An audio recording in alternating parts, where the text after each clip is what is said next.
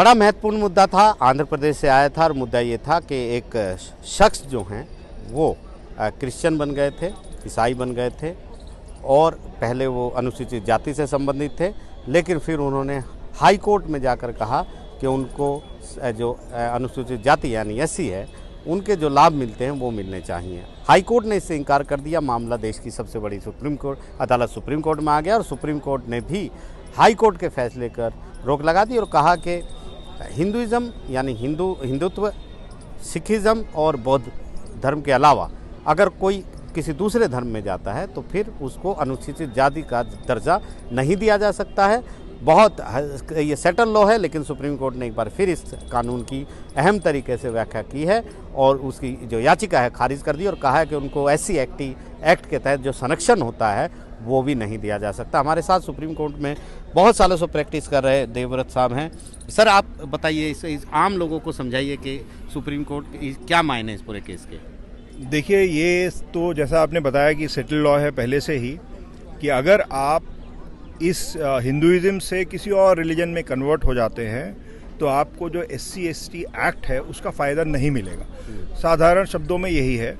तो इस मुकदमे में क्या था कि ये जनाब जो है ये पास्टर थे जो कि पादरी होता है क्रिश्चियनिटी में, और इन्होंने किसी मामले में SC/ST एक्ट के ऊपर किसी के ऊपर मुकदमा डाल रखा था। तो कोर्ट ने ये बोला कि जब आप पास्टर हैं और क्रिश्चियनिटी में कन्वर्ट कर चुके हैं तो जो 1950 एक्ट है शेड्यूल कास्ट का क्लॉज 3 उसका आपको लाभ नहीं मिलेगा।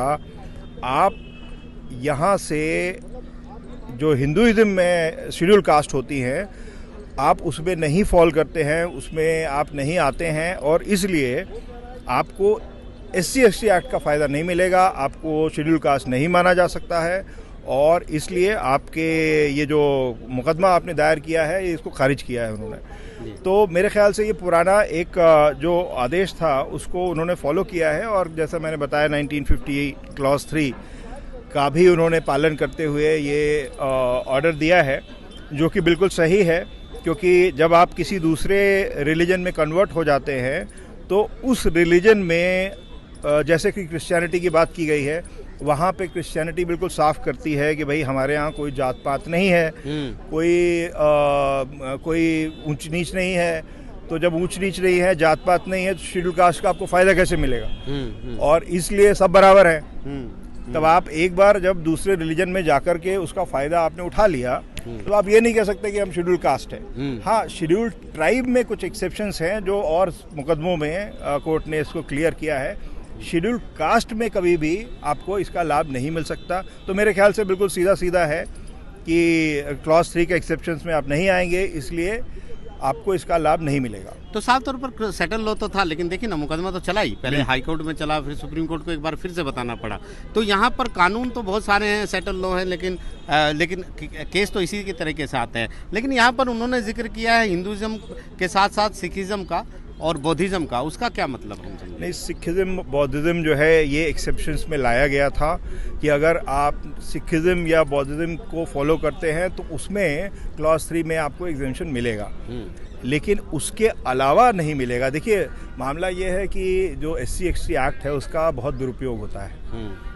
लोग क्या करते हैं कि अब कोई छोटी सी लड़ाई हुई, आपने SC/ST एक्ट में मुकदमा डाल दिया, अब दूसरा जो पार्टी है वो बेचारा दौड़ रहा है, अब इसी में देख लीजिए वो सुप्रीम कोर्ट तक आ गए, जबकि वो उसमें फॉल ही नहीं कर रहे थे, SC/ST जबकि फॉल ही नहीं कर रहे थे। अब आप ये सोचिए कि अगर जेन्युइन मुकदमा होता तो FIR हो जाएगी, FIR हो भी गई होगी, इसमें अभी ऑर्डर आना बाकी है, तो पूरे फैक्ट अभी हमें देखने हैं, लेकिन आदमी हरास हो जाता है कुल मिला के।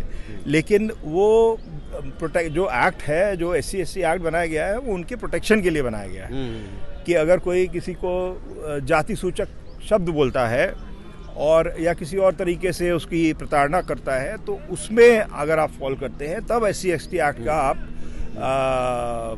यूज़ कर सकते हैं, उसका प्रयोग कर सकते हैं और उसको सज़ा मिलेगी उसमें जो दिया गया है। लेकिन जब आप SC रहे ही नहीं, जब आप किसी दूसरे धर्म में चले गए, जो धर्म जैसा मैंने बताया कि आपको स्पेसिफाई करता है कि इसमें कोई जात पात है ही नहीं, तो क्रिश्चियनिटी बिल्कुल साफ करती है, इस्लाम भी कुछ हद तक यही बोलता है। तो जब जात पात नहीं है तो आप फिर ऐसी कैसे रहे?